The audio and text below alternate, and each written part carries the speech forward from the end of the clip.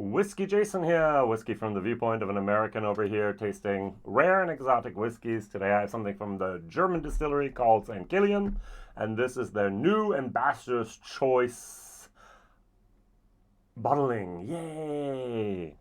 Now, I was at Just Whisky Hamburg the first time that the whiskey fair happened.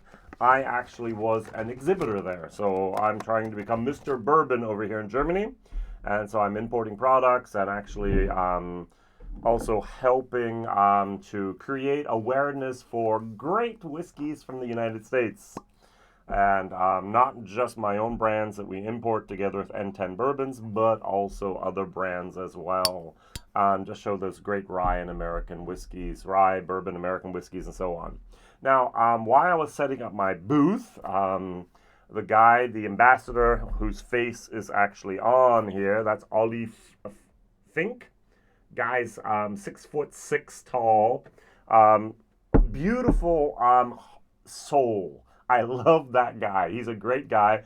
But you talk to him like this. I'm almost 6 feet tall, 5'11" plus. And I do this with him all the time, so he's a great guy. Lives up in the border in Germany to the border to Denmark, right at Flensburg.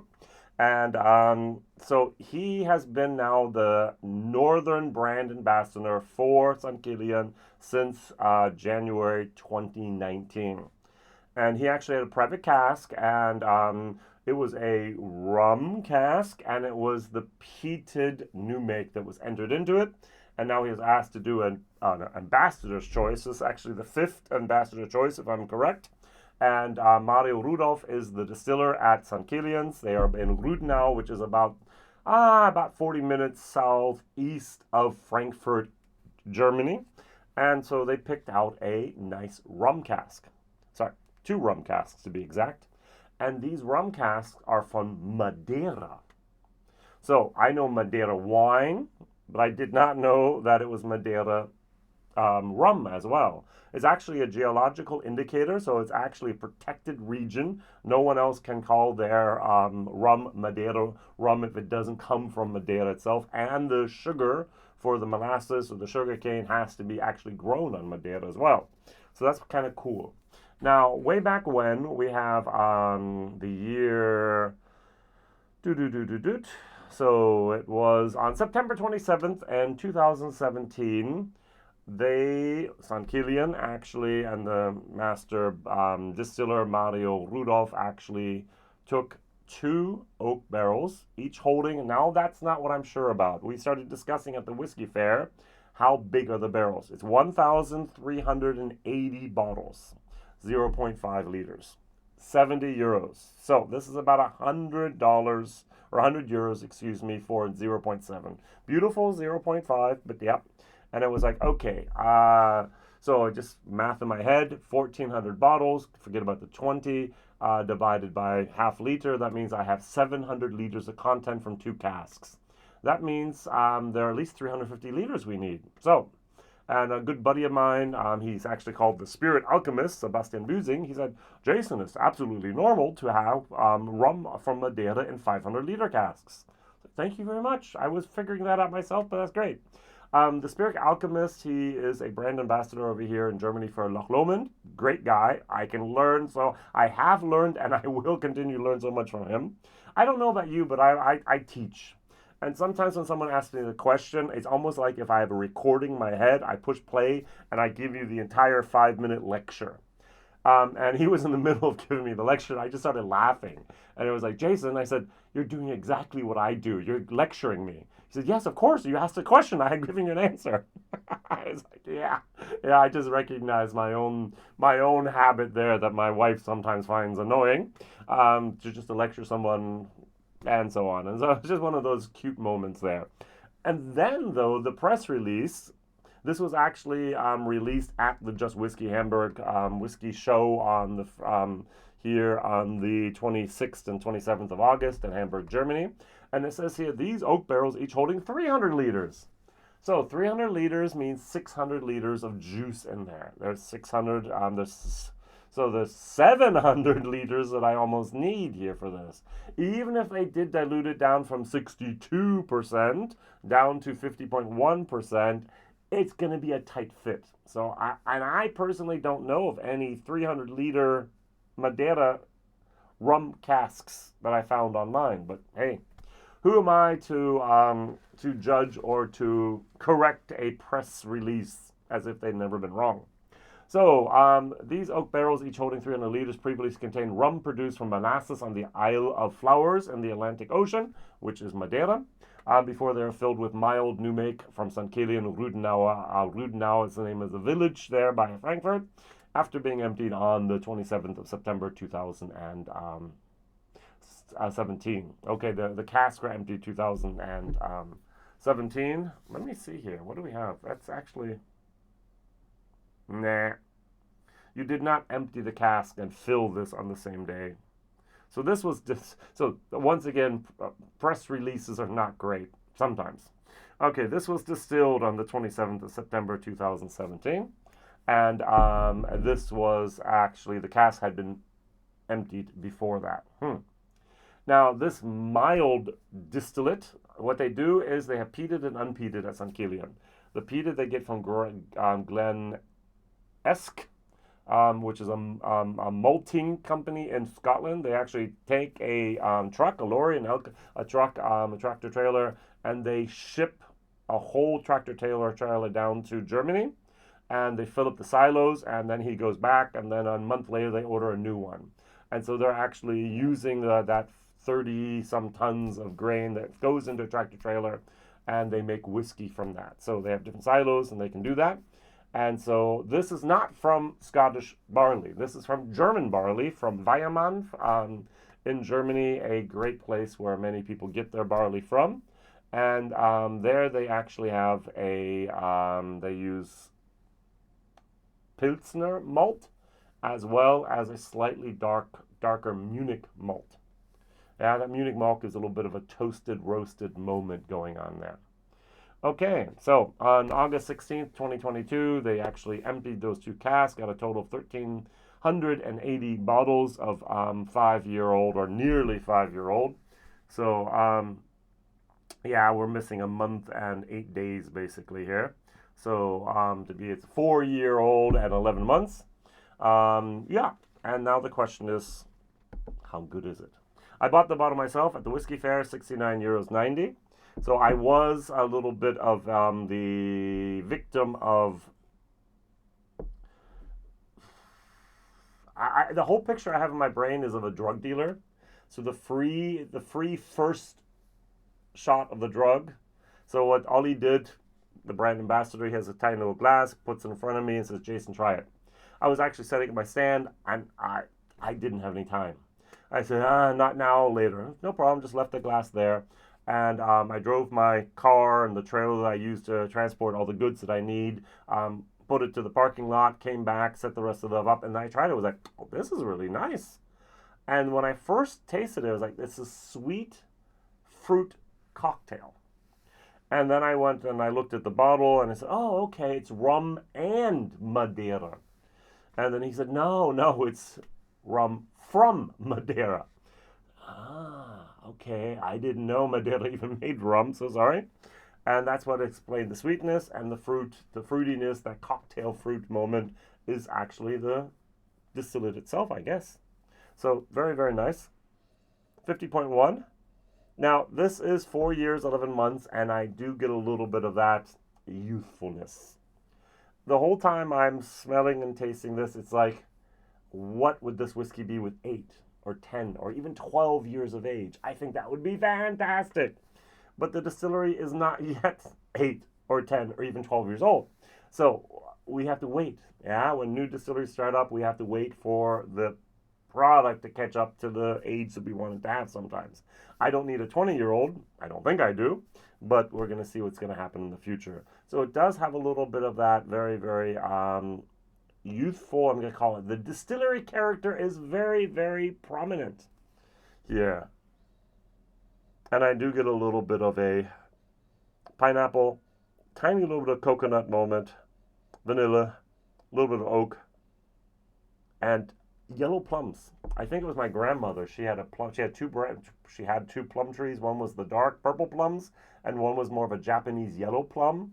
And I remember the Japanese yellow plums, or just yellow plums. That's what I'm getting at. Now, what I have over here is a bottle that I actually did myself. What do I mean I did myself? I bought a 30-liter cask at St. Kilian. I waited my 3 years. I actually let them bottle it. I had my 50-some bottles from that cask, 0.5 liters. And I did this with a few other people.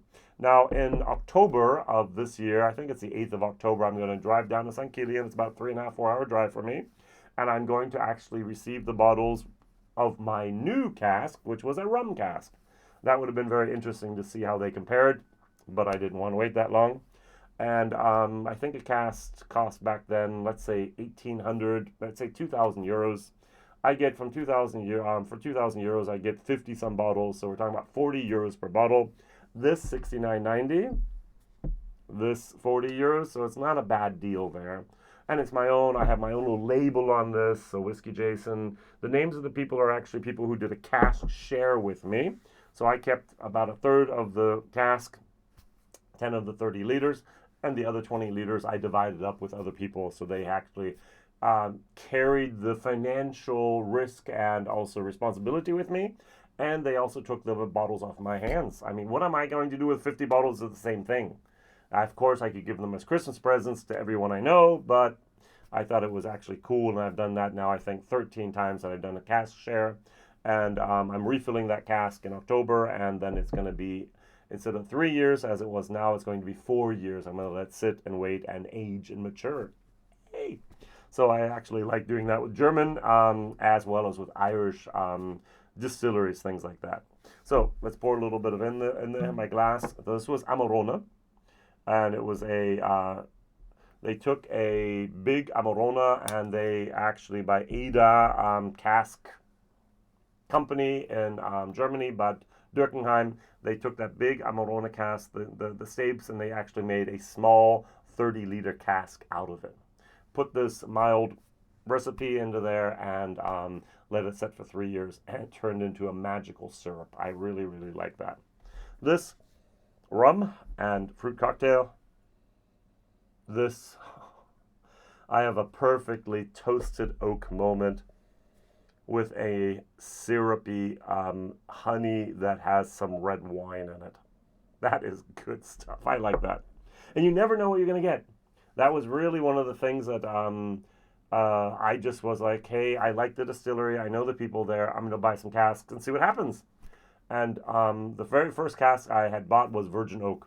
Wrong. No go. 3 years of virgin oak, like an American bourbon. It was, I think it was only toasted. I don't think it was charred. And it was just a oak bomb. It was chewing on oak. Some people loved it. I did not. If you like Garrison, that's what it was. I'm not a fan of Garrisons. And so this with the Amarone was fantastic. The next one's going to be rum. The next one after that's going to be, I have one more. I forgot. I have a list and I have to look at that. And then I start repeating. I aged them for 3 years. I'm going to age them for 4 years. I'm going to age them for 5 years. And then we'll have to see what happens. So it's a total 12-year process. I'll be having my casks at the distillery. I get to empty them 3 times. Or they empty it for me and I get the bottles. Yeah. On the nose, if I were to, I talked about what I get. The official aroma should be tropical aromas of pineapple. Yep. Peach, maybe. Juicy honeydew melon. Develop an exotic fruit bouquet, with yellow plum, looky there, and fine coconut shavings, mentioned that, enhanced by a touch of oak spice. Don't disagree. Now, if you're, I was given this blind. I knew who gave it to me, so I knew what distillery it was. This would be a C whiskey. Now, when I taste it, there's going to be a little bit of criticism about being fairly young, about it being fairly young, having that spirit-driven youthfulness at the beginning. So if you like the orchard, Compass Box Orchard, I want to say orchard tree, but it was actually spice tree and orchard, is it orchard house, I think. I did not like it. I was not a big fan of it. Roy is from Aquavita and others. That's what you want. This is very, very similar to that in that manner.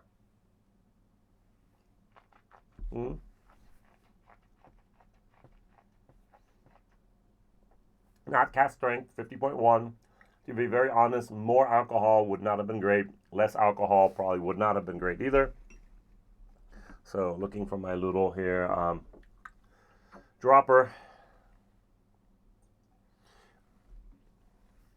There is a little bit of that Munich malt, that little bit of that roasted malt moment.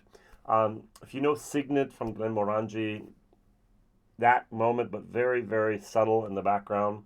At the very beginning, I thought it was like an oak bitterness, but it's not. It's a little bit of that roasted moment.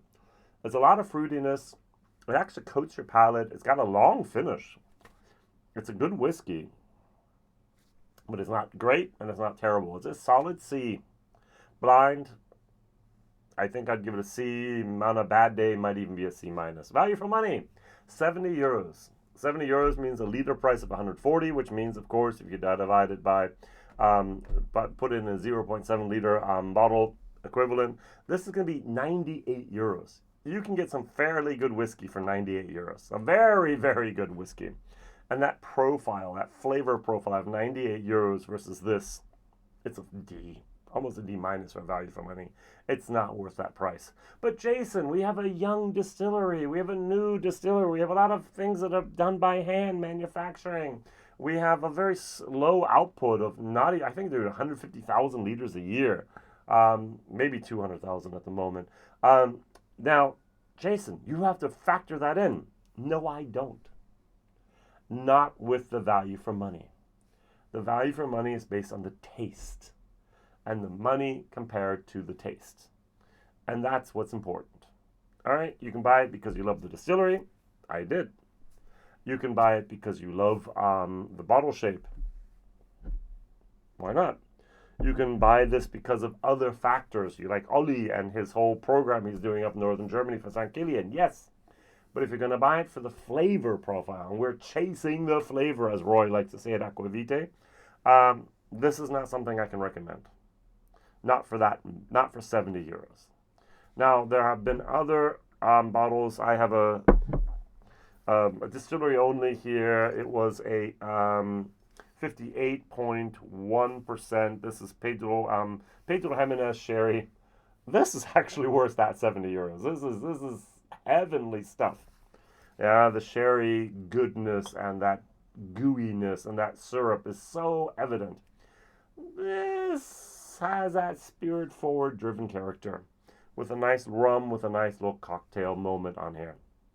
The taste officially should be the creamy sweetness of honey, vanilla, and soft toffee is perfectly surrounded by the tropical exoticism of ripe peaches, melons, and a touch of pineapple, rounded off with fine oak spice. So, on the creamy sweet jam of yellow plums and pineapple lingers pleasantly, along with dark caramel and subtle dry oak notes is the aftertaste. All right, 50.1%. So it's a solid C and a D for the value for money, even a D minus. This, on the other hand, is so much of a syrup, nice, wonderful experience.